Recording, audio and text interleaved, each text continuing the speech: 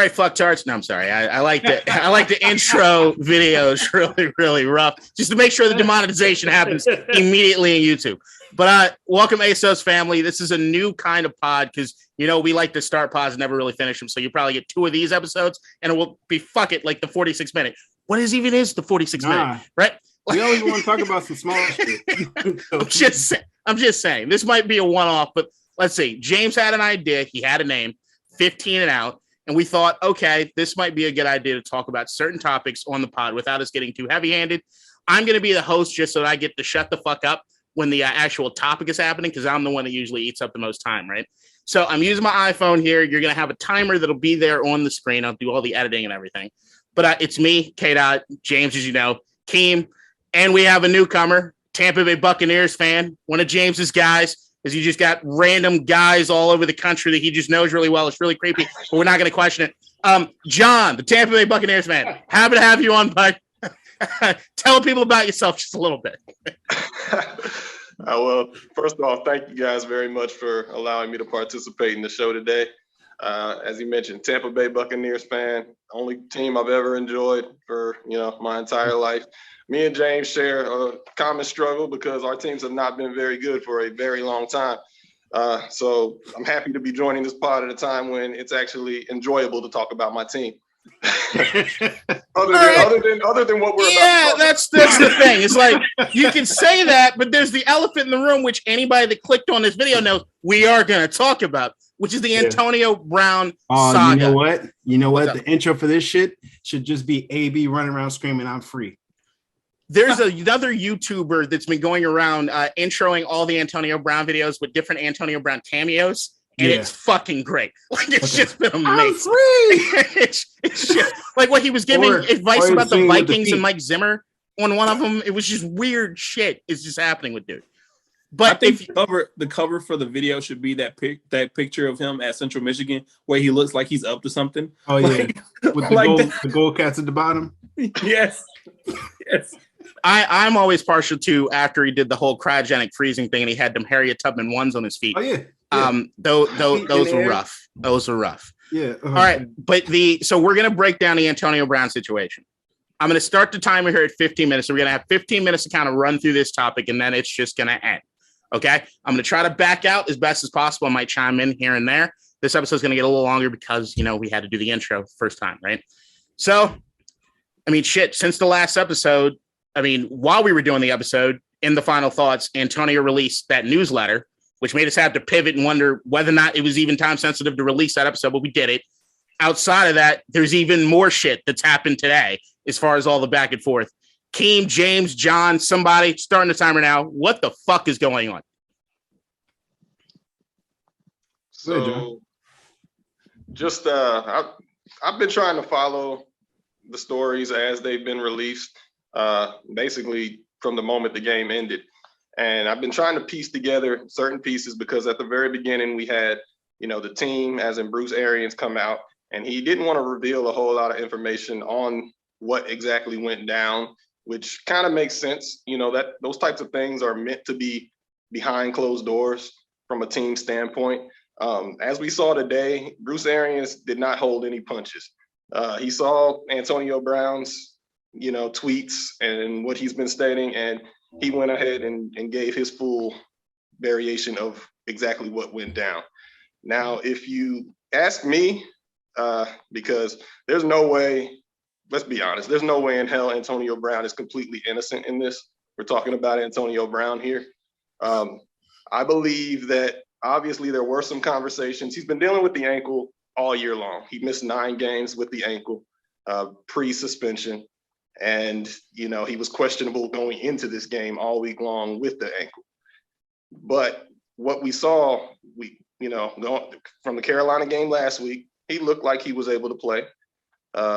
Going into this game, the plays that he produced on the field, he didn't appear to be, limited in that regard. So, based on what Bruce Arians came out and said today, it was more to do with the fact that he wasn't getting the targets that he believed. And I actually saw a report right after the game that mentioned that Tom Brady had walked over to him on the bench, during the altercation, asked him, hey, Antonio, what's going on? Antonio said his words were along the lines of, oh, so you're going to your boy Gronk again. Tom Brady, being the competitor in the moment that he is and being, losing 14 points to the Jets, kind of frustrated. His response was, yeah, I'm going to my boy Gronk. And he walked away. Obviously, that's going to irritate Antonio Brown. The GOAT. Doing GOAT shit. Just, it was a GOAT response. It was a GOAT response. And obviously that added, a little bit of tension. And you can understand the Antonio Brown side to it because he's kind of thinking, I'm not getting the targets. I'm hurt. My ankle's hurting me a little bit. What am I doing out here? So, I think in the third quarter, after halftime, Bruce Arians went over to him, called his package, said, it's your package. Go ahead in the game. Antonio stated, I'm not getting targeted. I'm not going in the game. Bruce Arians apparently asked him twice. Upon the second time, Antonio said no. He said, you're out. Get the fuck out of here. I'm sorry if I cuss. Yeah. All right, curse it up. Get the fuck out of my. Get the fuck out. Get the fuck out. And Antonio Brown, and from that moment on, that's what we saw on camera was Antonio's response. So I believe there was a little bit of give and take on both sides of it. But ultimately, what I think it comes down to is Antonio Brown is exactly who we thought he was. He's still a guy that is a me first guy. He's selfish. He's not thinking about the well-being of the team. And ultimately, that's what's led to his demise on countless teams. And unfortunate. That's the thing, is that a lot of times, even looking at the end of what happened at the Pittsburgh situation, which I was watching a video about that today, there's some eerie similarities between some things that are going on, right? But after what you have that's occurred back, what we saw, the newsletter that comes out from Antonio with his version of the story, then you have Bruce Arians who had his version of the story, but in between all that were all the text messages that Antonio Brown also released, one of which I guess he was trying to throw Tom Brady under the bus. And all it made me do was want to hire that trainer because he seems like a really, really good and stand-up guy. So, I mean, that's the thing. So looking at it, I know Keem on the last pod, there was a particular point in time where you were like, if what Antonio was saying was correct, and that Bruce Arians told him that you're basically off this team, that you could understand his reaction to some degree. Can you speak on that just a little bit? Did you change your mind? Yeah. So his reaction is bullshit, but here's where I would say now I don't agree with how Bruce Arians handled it. Okay. Like if you were going to do that, you could have waited, bro. Y'all in the third quarter. Was it third quarter? Like 8 minutes left or fourth quarter, something like that. Like y'all have less than a half to go. You didn't have to handle it like that. Like, okay. Sure. Like, cause it becomes a distraction for your team during the game.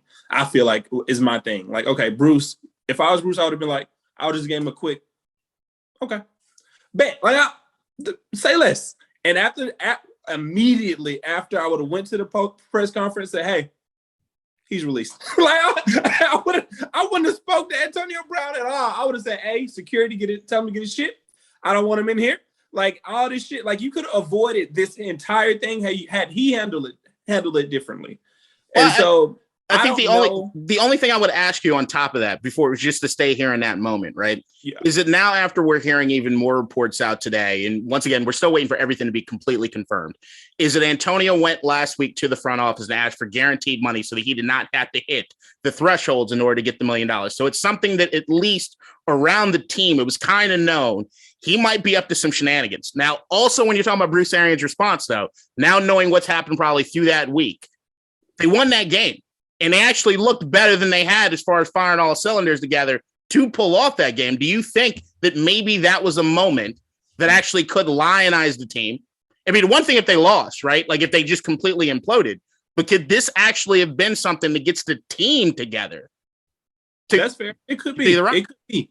But my thing, the bigger thing about that is Bruce is still like with AB's like stuff that he came out with about the ankle and stuff like that, like not wanting to play, them pushing him to play and stuff like that. Is there any nugget of truth to that?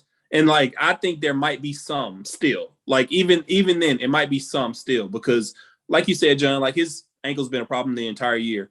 I think probably in my head, truth is usually somewhere in the middle. And so this one might not be right in the middle because it's AB. So it might be a little bit more on Bruce, but like Bruce not completely, leaving some stuff out. And so I think he probably wanted to get paid, hit his incentive, so he wouldn't have to hit his incentives because maybe he didn't want to play. Or maybe he was worried about, because he's already playing on a bad ankle and he's feeling like, hey, I'm sacrificing for the team in his head. And it's like, okay, I'm doing this. And so, you know what, just pay me and I'll be fine and fuck this ankle and I'll keep playing or whatever. And Bruce and the team were probably like, no. And so, hey, you set up a contract the way you set up a contract. That's neither here nor there, but hey, you set up a contract. And so that's how it fell. And he was like, okay, you know what? Bet I got something for y'all. And then he wasn't getting his targets. He was close, but he was kind of close to hitting those incentives. And I think Tom would have let him hit those incentives by next week. And so I don't. I think it was 8 catches, a few yards. Was like yeah. So he wasn't like super far. I'm like, bro, but I think in his head he was feeling like I'm sacrificing for the team. I'm playing on a bad ankle, and I got a high threshold for pain, whatever bullshit. And I'm just gonna do this. But okay, so you're not gonna throw me the ball? Bet I'm through. I'm good. Well, the only thing I call into question about that, in that regard, is that he was upset at halftime, Gronkowski had 6 targets, 5 receptions for 80 yards. Antonio Brown had 5 targets, 2 receptions for 26 yards. So the targets were there. The receptions weren't being made. The numbers weren't being there.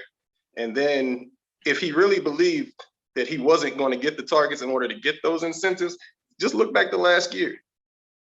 In the last game of the season, I believe he was maybe 6 or 7 receptions away from hitting his incentive. And also Ronald Jones was maybe 20, 30 yards away from 1,000 yards on the season.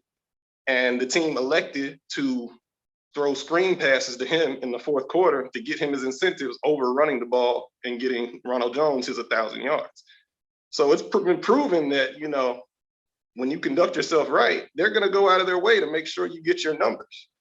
So that's what's not making sense, where that distrust is coming from Antonio Brown. And it's almost like it just, you hate to go back to the mental wellness thing, but it's almost like there's a sense of paranoia that he has, upon coming back from the vaccination issue. There were reports that there was just like a breakdown, like it wasn't the same when he came back from that. I don't know if the Bucs, if it was on the Bucs side, they weren't treating him, showing him the love that he expected, or, if it's in his head, what it was. But it just felt like something had changed and there was a rift that just started, the moment that became an issue. And because of that, I think because I agree with you, the math isn't mathing. And then that's why maybe we need a little bit more information. Because now we have the 2 sides. I need the third. I need a teammate heard XYZ happened and this, and also and this happened. And so that's what I need. I need a little bit more because I agree. There has to be some more because he would have gotten the incentives. It doesn't make sense to me. He would have gotten them. A lot doesn't make sense with AB. A lot doesn't. No, it doesn't. But that'd be the other thing is that this is not the first time he's left the game early. I think everybody needs to remember back in Pittsburgh after he got into it with Ben Roethlisberger that he leaves at halftime. This is almost a pattern that he thinks this is a doable thing that you should do necessarily if you're not having your way or things aren't going the way that you think they should be going.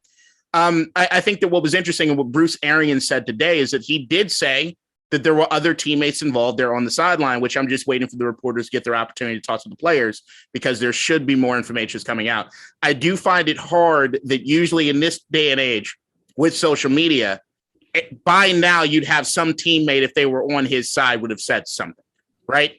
If there is a spat in that locker room or Antonio had any guys that were on his side, usually you're going to get at least an inkling of something that has come out already. But in Tampa Bay, it might just be that everybody's afraid of Tommy Boy, which rightfully so. Now, the only other thing that I really want to get to, I'm going to let James really cook on this one. I think I saw a tweet here today, at least a few people. Is this the end for Antonio Brown? Or do you think there's another team that might be able or might be willing to take a shot? He's still talented. If the dude feels like playing, you're getting a solid player. Do you think this is it? All right, I will say this. Before he came out with his statement, I was going to say, hell yeah, it's the end. But, it's the NFL. Somebody's going to do something like shit. The Jaguars signed Tebow this offseason. I was about to say that's the team, too. Yeah, I mean, shit, That's why the not? only team. Look, it's in Florida. Ain't he from Florida? Like, that is a man of God you're talking about there, James. Hey, it's rarefied air that Tim Tebow and Antonio get. Call God. Don't he say call God? Like, look, it's perfect. Fits together.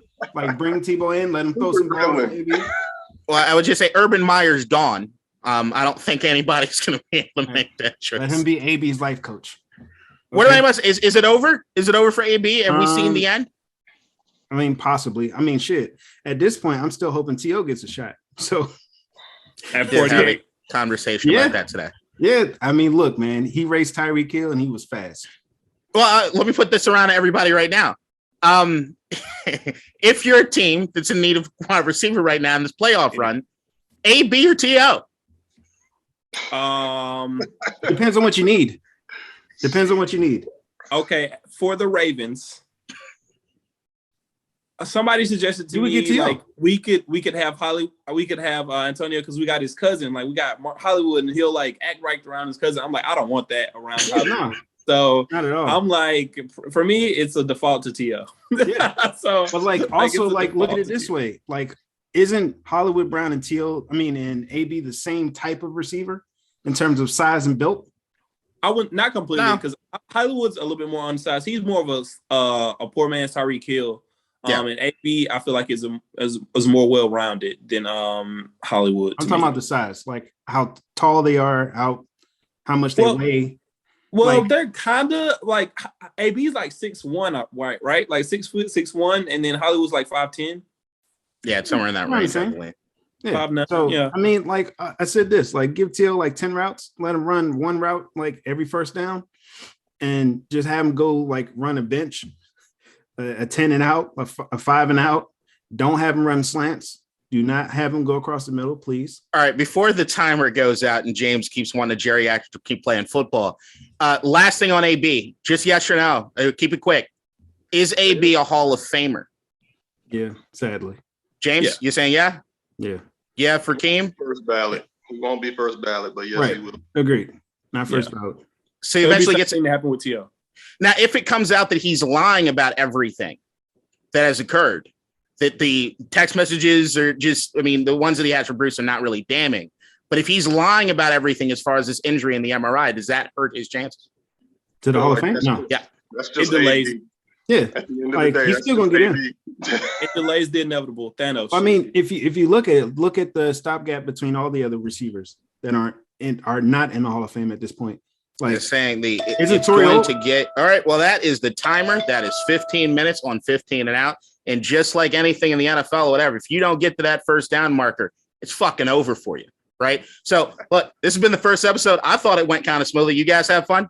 Yeah. Yeah. Absolutely. That was great. Cool. So if you guys like these, make sure you're commenting, liking, sharing, and dropping something down in the comments to let us know that you fucking like it. Look, we're getting way too many goddamn views for not enough fucking comments. So do your goddamn jobs. Do you appreciate what it is that we're fucking doing before we're just wasting our time on this shit? Or just argue with my takes, please. Yeah, James says a lot of dumb shit. Just make sure you're in the comments fucking doing it about it. This has been 15 and Out. I'm K-Dot, James, Keem, John. Been a pleasure to have you, man. Everybody. Thank you so much. Yeah, take it easy. One thing to close. Just back to Antonio Brown, whether or not he'll get another chance in the NFL. The only thing I can say on that is going into last year, he won the Super Bowl. He helped the team. He is on his best behavior, as best we've ever seen. He was the last person that the Tampa Bay Buccaneers decided to bring back in the offseason because he wanted to test the market. He got zero interest. If you look at the last two teams that gave him a chance, both of them are a result of Tom Brady. He just burnt Tom Brady this offseason. Hell of a way to end. I think you kind of broke the rules in the 15 minutes, but it's whatever. All right. Thanks, guys. Enjoy. Have a great one. Thanks for watching. Good night, guys. Thank you. Peace. Bye.